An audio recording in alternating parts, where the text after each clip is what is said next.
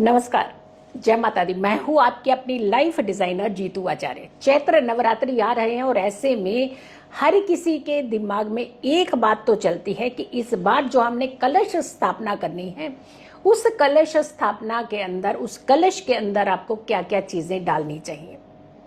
और कुछ डालें या ना डालें, लेकिन एक चीज जरूर डालिएगा। धन बढ़ाने का एक खास अचूक उपाय होता है, ये जरूर कीजिएगा, क्योंकि धन अगर बढ़ेगा तो आपके घर की खुशियां भी बढ़ जाएंगी, आपकी इच्छाएं सारी पूरी हो जाएंगी। और कलश इतना इंपॉर्टेंट है, दो चीजें तो हम आपको इस बार जरूर बताने वाले हैं। एक तो कलश के ऊपर नारियल को कैसे रखना है, दूसरा कलश में कितने सिक्के डालने ही हैं आपने। वैसे तो थोड़े से चावल यानी अक्षत भी डालने चाहिए, लेकिन सबसे पहले आपको क्या चीज डालनी है और फिर कैसे नारियल उसके ऊपर रखना है। हमने पिछली वीडियो में, जब पिछले समय में हमने वीडियो बनाई थी, तो उस समय हमने बताया था कि सबसे पहले तो कलश जो लेते हैं, कलश के अंदर जल होना चाहिए। और उससे भी पहले आपने कलश में ना कलावा बांध लेना है। ये देखिए, ये कलावा है, ये मैंने बांध रखा है पूरा। और जल भी देखिए, आप बिना जल के नहीं आपने कलश बना के, जल और गंगा जल मिला करके आपने रखना है, इस कलश को भरना है। फिर माँ दुर्गा का ध्यान करना है आपने, सारी शक्तियों का ध्यान करना है, 9 देवियों का ध्यान करना है, और 11 सिक्के आपने इसमें डाल लेने हैं। 1 2 3 4 5 6 7 8 9 10 और 11। ये 11 सिक्के आपने इसमें डाल लेने हैं इस कलश के अंदर।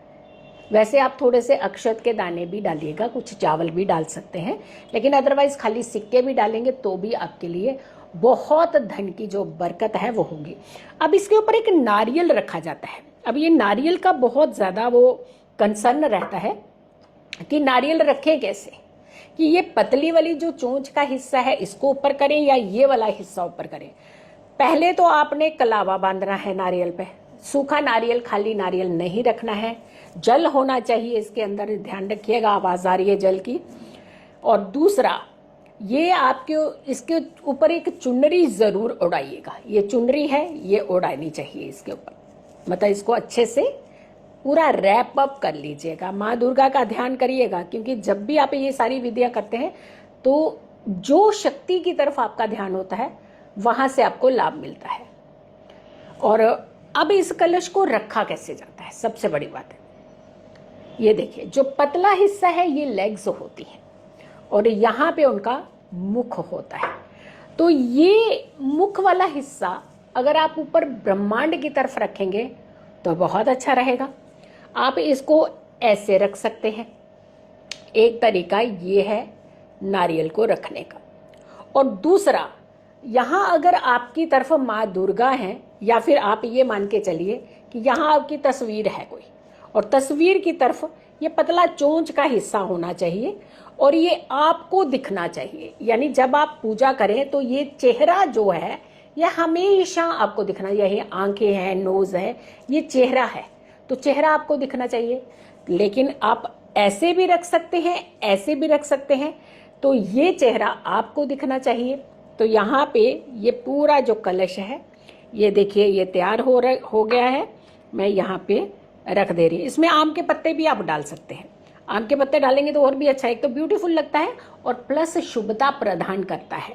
तो आप इसके ऊपर यहाँ पे आम के पत्ते भी लग सकते हैं, 5 11 21 जो भी जितने पत्ते आपके अंदर आते हो इसके अंदर, तो आप लगा सकते हैं। तो आपने देखा ये माता रानी का कलश और नारियल जो है वो तैयार हो गया।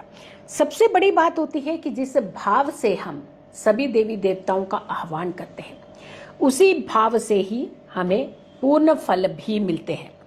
तो सबसे इम्पोर्टेंट क्या होता है कि माँ का ध्यान, माँ दुर्गा का ध्यान, माँ दुर्गा के 9 स्वरूपों का ध्यान करिएगा।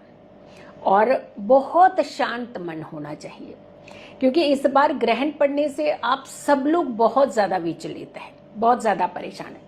हमने मुहूर्त 3 मुहूर्त बताए हुए हैं कि कौन कौन से मुहूर्त में आप अपने घर में घट स्थापना, आप कलश स्थापना जो है वो कर सकते हैं।